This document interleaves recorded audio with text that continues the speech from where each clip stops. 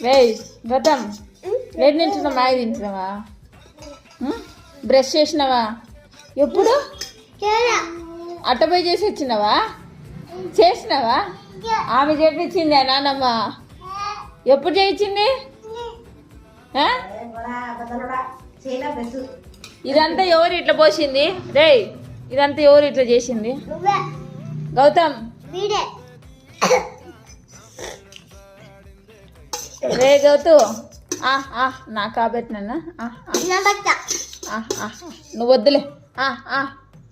నా కాబెట్టువా పెట్టవారా పెట్టవు అబ్బో తిను నువ్వు తినలేగా చిట్టినాయుడు బాగుందా